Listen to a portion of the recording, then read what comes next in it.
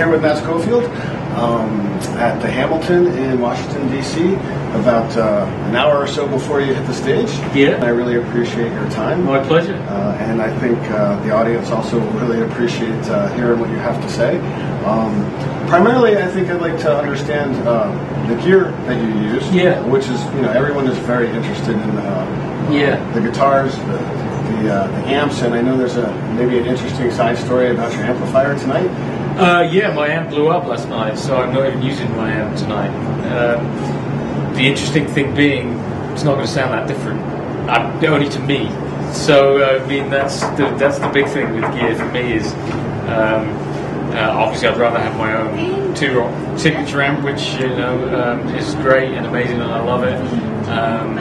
But I'm using what was available. A good friend of mine, Glenn, lent me his amp. He lives nearby, and so we're going to work with that and play some music, which is what it's about. So what happened to the amp? We don't know yet. So I changed all the valves out, and so things happen. It's done a lot of traveling, and on airlines and in the van on this tour. So sometimes things happen, and we're traveling very light on this tour. So no spare parts. Well, spare set valves for everything, but when it gets down to things like output transformers, and I know enough to be dangerous, but I'm not about to go in there soldering away. So it's going home to the boys at T-Rock, and they can give it a once over. Yeah, well, that's what happens. That it's life on the road. The main thing for me about gear is that it works and that it inspires me. Hopefully, it ends up sounding good to other people. But I read a great line on your website that said, here's the list of my gear, but please keep in mind that it doesn't really matter what gear you're using. It's about how it sounds and how it feels. It's about, first of all, it's about inspiring me to go somewhere with the music, and ultimately it's a means to an end. So that's the thing. So, every night someone comes up and goes, "That amp sounds amazing." And the amp, well, it does sound good as long as somebody's playing through it. Otherwise, it doesn't sound like anything at all. So that's that. I know it sounds kind of a little aggressive about that, but it really means nothing unless somebody's playing something that sounds good through the amplifier. Mm-hmm. And it does all start with your concept of tone, what you want to get, what you want to hear, and creating that whole loop between you and the equipment. You can't just go out there and get an amp and it'll make you sound amazing. What goes in is what comes out at the end of the day. And you have an amazing tone. Can you tell us a little bit about your theory about your tone and how you found it? It's just trying to please my ear. It's slightly selfish, really. I mean, it seems that other people like it as well, but I don't. That's not my concern. My concern is that I enjoy and I'm inspired by what I'm playing from the equipment, and that it gives me what I need to then be inspired to make music. So it's that way around for me. The right way. Forward. So I mean, and I love nice guitars and amps, and like I say, I love my T-Rock amp when it works. And my SVL guitar, it's great and it's inspiring. But really, ultimately, I want them to be out of the way then, once we go on stage. They hopefully are just a medium with which to present the music. You see what I mean? So it's nice that people like the tone. That's great, because that's what draws me to a player as well. The guys I love and that I was influenced by, their tone is great. But see, again, when I'm saying tone, I don't just mean they're at the amp they're playing through. It's more of a holistic thing. That isn't interchangeable with the player. It's not an equipment thing. So I love Oscar Peterson's tone on piano, and he played a different piano every night on tour, but he has a tone, and that's a piano. And it's in his phrasing, and his touch, and his timing, and his groove, and his ideas, and his concept of it, his tone on piano inspires me just as much as you know, B.B. King's or Hendrix's or whoever's on guitar. Yeah, I think that's pretty important. Yeah. And that is translated into the audience, I think. Yeah, it goes beyond, or we're aiming, certainly against someone like Oscar Peterson or someone like B.B. King, it goes beyond the medium that they've chosen to express themselves through, and they are purely expressing their ideas in the concept of music via a chosen medium. Yeah. Tell me a little bit about the guitars, the SVLs. That is made by Simon Law, who's one of my oldest friends in the world, and he's also been my guitar tech for a long time, tour manager, front of house sound guy in Europe. So we've worked together a long time on and off, and I have a 1961 Strat that I played for a long time. Mm-hmm. I still have it, and it's a benchmark guitar for me, but they kept losing it on airlines, on tour, you know, and so I couldn't do it anymore. So Simon said, right, we're gonna build something here. He's built a lot of guitars over the years, and so, you know, a couple of goes later, he presented me with this one we call Daytona, because of the paint job. The Boom. Blue. It's from a Ferrari Daytona, the paint, the same colour as on a late 60s Ferrari Daytona. So he presented me with that one, and I was able to play it for a whole gig the first time I used that one. I go, okay, job done.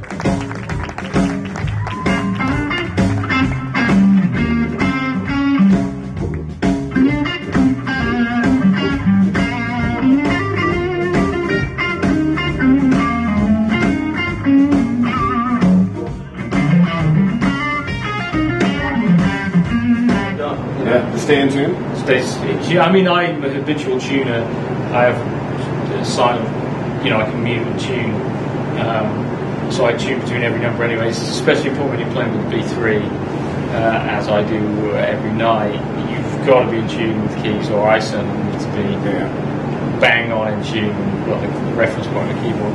But yeah, stay in tune. I don't have to mess around with the neck on tour. You know, we've like been from freezing Vermont down to warm and humid Florida, and now we're back in DC in the last couple of weeks. So I don't have to do anything at all to it, and it sounds great and feels good. So again, when I go on stage to play music, I'm not worrying about that. It just does what I want it to do. Yeah, that's great. What strings? What kind of strings are you using? I use Kurt Mangan strings. Mm-hmm. Kurt is great. Makes some of the best strings I've ever encountered, and I've never broken a single one.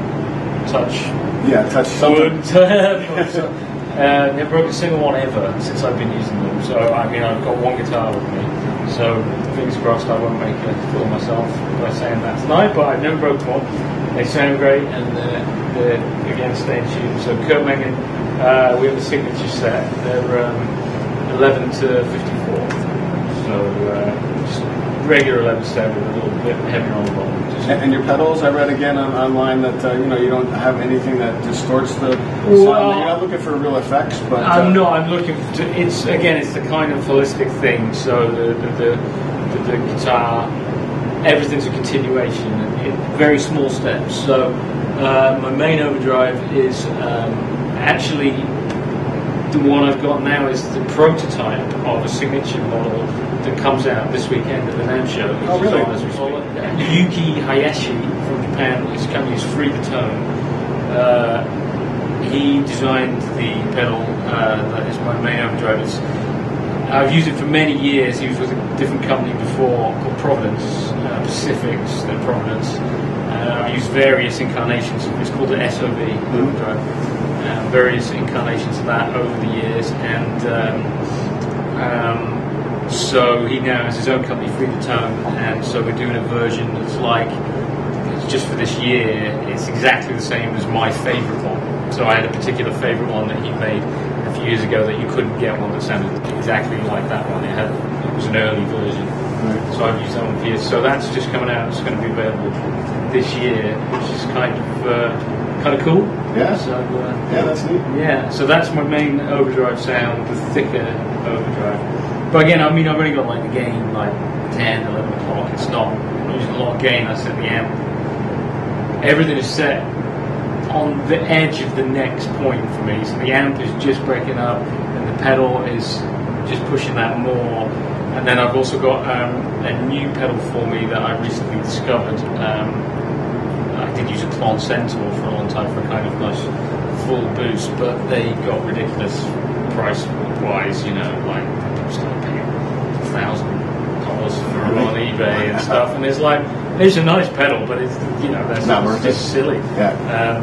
And again, you know, like only I would know the difference. I've got a TS-808 tube screamer I can do the gig with instead of the Klon, and I would know the difference, but no one else would. Yeah. So anyway, I've got a new one that I tried that I do really like. It's just that little bit nicer than the other stuff I've tried. It's by a company called Vamirum. I think I'm pronouncing that right. I've got to check when I see the guys in New York.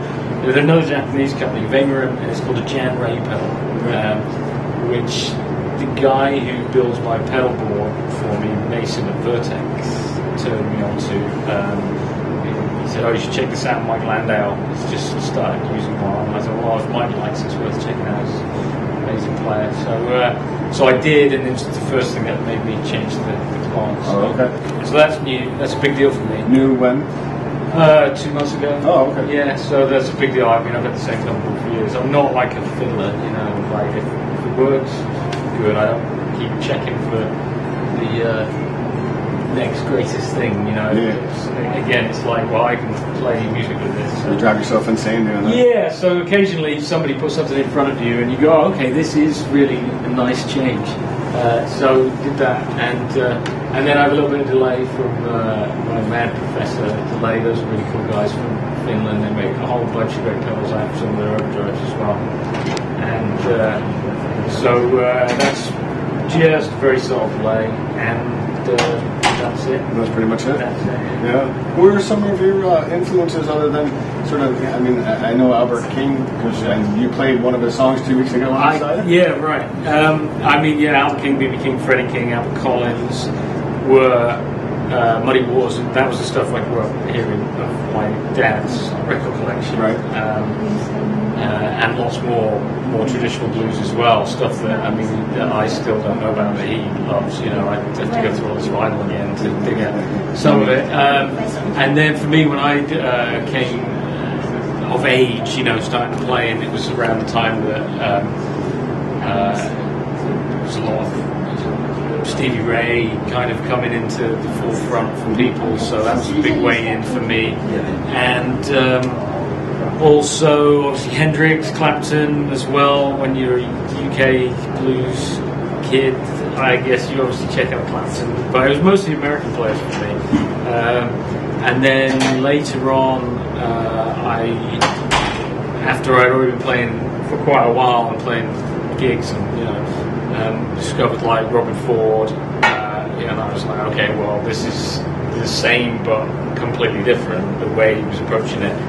And through that, I discovered jazz, basically, because, of course, it's pre-internet. You can just go on YouTube and, like, go, okay, what's this? So I had really no frame of reference for jazz. I was out in the countryside in the UK, and unless I knew someone who had the record, there was no way to follow it. So it was all blues, and then I was like, what's this guy doing? It's different. So through Rowan, I discovered jazz, and then other guys like Larry Carlton, John Schofield, and you can really hear players. You can hear that jazz influence when you play. Yeah, and then the main thing of all is that I started listening to other instruments, not just guitar, through that. So piano especially, for whatever reason, that resonates with me. Quite, you know, a bit of saxophone and trumpet and that kind of stuff. But do you play any other instruments? I play drums as a hobby. Occasionally down at a jam session. So we're not going to see you out there tonight. Not tonight, but if you happen to be at the right jam session, if I've got a night off somewhere, I might go down and lay down a shuffle somewhere on the kit and bass a little bit as well. But I think certainly yesterday I would say one of the best things I ever did for my guitar playing was learn to play some drums. Yeah, it's all about phrasing and groove and timing. It makes you very aware of what you're doing yourself. Right? So that was a good thing to do. But no, I don't play horns or And actually keys, I've got no idea. I've just never had one in front of me. I didn't, grew up with piano there, I guess. No harmonicas or... No. So obviously I sing. So that's your first Did you always instrument. sing? No, a little bit, but so that's still kind of like one day when I grow up, hopefully I'll be able to sing like I play guitar or something. Because something like B.B. King or Albert King, like we talked about there, the full package. Is sing and play, and it's the whole thing. So one day, Yeah. But I've been playing guitar for longer than I've been singing, on a serious level. So that's and the same also with writing songs and that kind of stuff. You just keep trying to put the whole package together, and for me it was always finding a context for my guitar playing to go into. That's why we ended up with the organ trio, which I've used for so long with Johnny on organ, because it felt like it was something I could find my own spot in, make it my own, a little bit different. And so it was more, I found a band that worked for me rather than going, right, I'm starting a band, I'm going to hire some people, if you know what I mean. I found the context. Right. So, I'm going to shift gears a little. Well, you brought up writing. Yeah. And did you have a particular writing style, or do you write all your stuff alone, or do you have anybody that collaborates? No, I wish I had a way of writing. It would be, improvising one way or another, and each thing played could be a melody or a riff or something that could then be taken on its own and made into something, but you've got to grab these things as they go past. But so I've written a lot of stuff with my partner, my girlfriend, Dorothy Whitting, who we were together 10 years. So all the records, congratulations. Yeah, all the records, all my solo records. So say at least 2/3 of them we've written together. So, okay. So that's what we do. So it could be she comes with an idea or a whole set of lyrics, or just a title, or a whole thing, and or I have a small bit of lyrics and she fleshes it out. How long? An average does it take to write to complete a song? I don't know. Like the stuff I'm working on at the moment, so I hope to record again very soon. Working on a new album, new label, and. So the stuff I'm working on now is actually, a lot of it's been floating around the music for it, musically for quite a while actually. So it's more than, like I say, like sitting down and focusing it into a song as opposed to just a riff or a sequence or something like that. So I really have no idea. But then other times, what's that? The blues album? Yeah, it'll be, I do what I do at this point. Right? I'm not about to change. You're not going to do a country western? Definitely not. Yeah, okay. I can't. I do what I do. It's what comes out. Do you have to live the blues to play the blues? No, I don't think so. Well, it's all relative. Everybody's got a story to tell. We often think everybody thinks their own family is the most screwed up family, or everybody's is. There's families. There's always something. So obviously, I could not possibly relate to a life of segregation and that kind of dealing with that kind of bigotry and just terrible circumstances put upon you where you're expressing what it's like to live under that situation. I couldn't relate to that in a million years. I'm middle class kind of white kid from England. How can I relate possibly? Right. And so how can I convincingly sing of that? Either is how it feels. But it doesn't mean that I don't have stuff that I want to express as well. So that's the way I look at it, and everybody has something to express, and I think for me that's what blues is. It's not the notes or the scale or the instrumentation or the clothes or the gear, It's a shared story and an expression of somebody's story and making a communication, be it vocally, lyrically, or melodically and harmonically on the instrument, is just as valid. That's what always resonated with me.